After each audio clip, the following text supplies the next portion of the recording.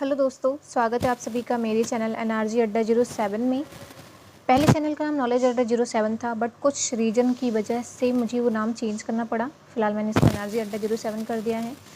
तो आप वीडियो को देखिए, वीडियो पसंद आए तो लाइक एंड सब्सक्राइब कीजिए चैनल को। देखिए, आज हम डिस्कस करेंगे हिंदी काव्य।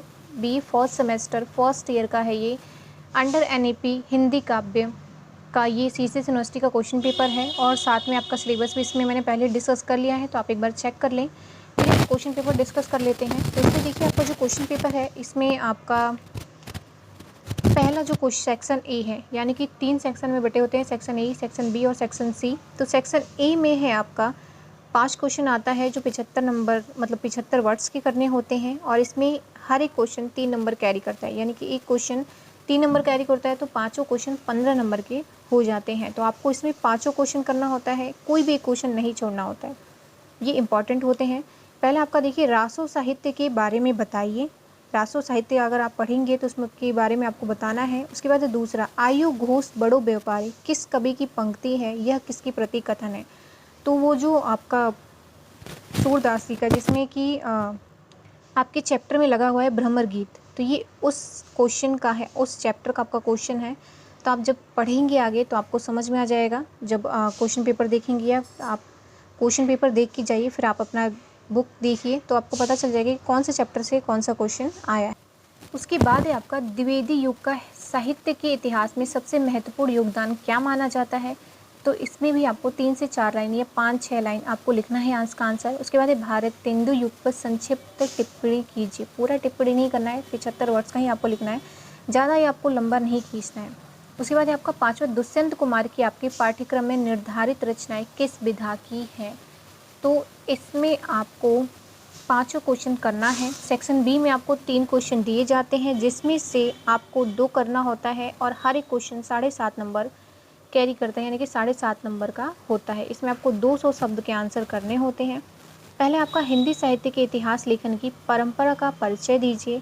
दूसरा है आपका क्वेश्चन नंबर 7 है आपका कि आदिकाल की कविता का एक संक्षिप्त परिचय प्रस्तुत कीजिए। आदिकाल की जो कविताएं थी उनके बारे में आपको बताना है। 8वां है आपका कि पाठ्यक्रम में निर्धारित छायावदोत्तर कवियों में से किसी एक का संक्षिप्त परिचय दीजिए, यानी कि आपको एक कवि का परिचय याद करना ही होगा।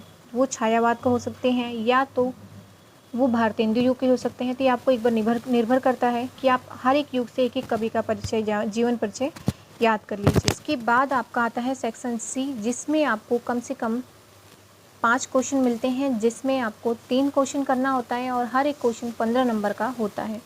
75 नंबर का टोटल आपका क्वेश्चन पेपर है। 25 नंबर का आपका कॉलेज की तरफ से आता है, और 75 नंबर का आपका क्वेश्चन पेपर होता है।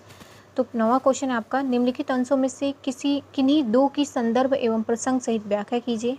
क ख ग मतलब दोनों में से किसी, आप तीनों में से किसी 2 को करना है आपको।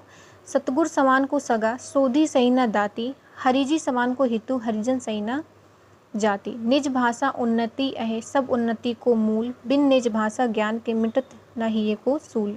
सिर्फ हंगामा खड़ा करना मेरा मकसद नहीं, मेरी कोशिश है कि सूरत बदलनी चाहिए। तो तीनों ही आपके चैप्टर से लगे हुए काव्य है ये, तो आपको पढ़ना है, और इसका आंसर, इसकी क्या करना है आपको, प्रसंग सहित व्याख्या करना है, यानी कि चैप्टर कवि का नाम लिख के व्याख्या करना है। विद्यापति की काव्यगत विशेषताओं पर प्रकाश डालना है आपको।